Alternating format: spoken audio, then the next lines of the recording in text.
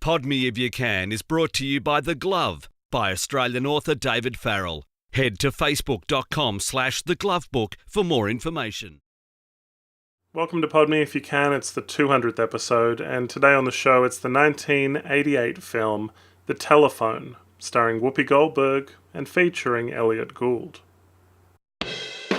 Pod Me If You Can. Movie reviews.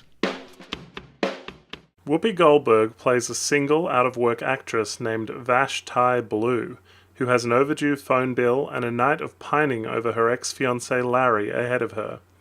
In her words, the telephone is the only way of connecting to the outside world. The Telephone is not a very good film at all. Thankfully, though, it only runs 78 minutes. Here's what you need to know about The Telephone. Whoopi Goldberg was largely on cocaine during the production. Rip Torn was the director, and Harry Nilsson was the writer. Now, Whoopi Goldberg largely improvised her rambling speeches within the film. Rip Torn would plead with Whoopi Goldberg to do her takes as written, but Whoopi Goldberg largely improvised her part. When the film was released, Whoopi Goldberg went to court trying to stop Rip Torn from releasing the film, but as you can see, she lost. At the 15-minute mark of the film, Whoopi Goldberg calls a Blockbuster Video and asks to speak to the manager. She's borrowed a tape and she feels like there are scenes missing. And she has this big speech about how she's lost her time forever. And that's how I feel about this film. Whoopi Goldberg spends the entire film in this apartment, rambling, singing, whistling the Harlem Globetrotters theme, listening and dancing to Bob Marley's One Love for such a long time, and then feeding her owl and her pet fish. She does a series of characters. There's an Indian, an Englishman, several party guests, as well as a Japanese person. But during the course of production, Whoopi Goldberg looks at the camera a lot, and that's frustrating. But it's not the most frustrating thing about the film. Quick spoiler warning, I've got to talk about the ending of this film. If you're not going to see it, continue, otherwise fast forward about 30 seconds. So spoilers, the phone isn't even connected. She's talking to herself. But they con us because they have her playing answering machine messages a few times during the film.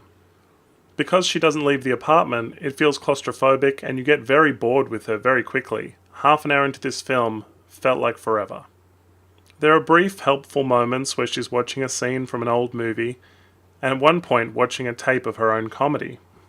The rambling stories Whoopi Goldberg tells are about penis size and chastity belts, and it feels like she's just off on a tangent. Knowing the backstory about the cocaine use, that's fairly likely.